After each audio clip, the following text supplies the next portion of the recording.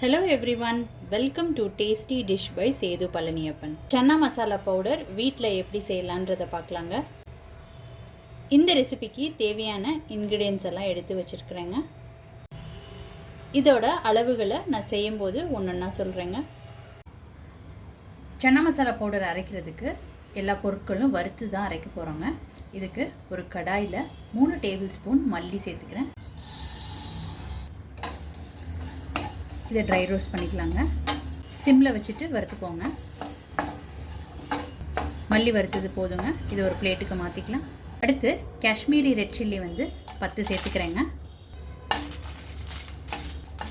எல்லா பொருட்களும் கருக விட்டுறாமல் வறுத்துக்கோங்க. இல்லாட்டினா பொடியில் கசப்புத்தன்மை வந்துடும். கை பொறுக்கிற சூடு வறுத்தா போதுங்க. இப்போ மிளகாய் வறுத்தது போதுங்க, எடுத்துடலாம். அடுத்து வறுக்கிறது எல்லாமும் குறைவான தீயிலே வறுத்துக்கோங்க. அடுத்து ஜீரகம் 1 டேபிள் ஸ்பூன் சேர்த்துக்கிறேங்க. சோம்பு 1 டீஸ்பூன், மிளகு 1 டீஸ்பூன். இது வறுபட்டது போதுங்க, பிளேட்டுக்கு மாற்றிக்கலாம்.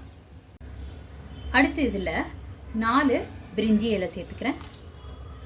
5 ஏலக்காய், கருப்பு ஏலக்காயில் 2, அடுத்து பட்டை 2, ஸ்டார் அனிஸில் 3, கிராம்பு 10, அடுத்து ஜாதி பத்திரியில் 2 சின்ன துண்டு, அடுத்து நட்மெகில் ஒரு சின்ன பீஸ்.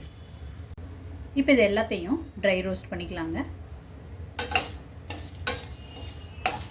1 நிமிஷத்துக்கு வறுத்தா போதுங்க. கை பொறுக்கிற சூடு வர அளவுக்கு வறுத்துக்கிட்டா போதுங்க. இப்போ ஒரு பிளேட்டுக்கு மாற்றிக்கலாம். இது எல்லாத்தையும் இதெல்லாம் கொஞ்சம் நேரம் ஆறட்டுங்க. ஆறுனதுக்கப்புறம் இதோட இன்னும் சில பொருட்கள் சேர்த்து பவுட்ரு பண்ணிக்கலாம். வறுத்து ஆற வச்சுருந்ததை ஒரு மிக்சர் ஜாரில் சேர்த்துக்கிட்ருக்கேன். இப்போ இதோட 1 டீஸ்பூன் சுக்கு பொடி சேர்த்துக்கிறேங்க.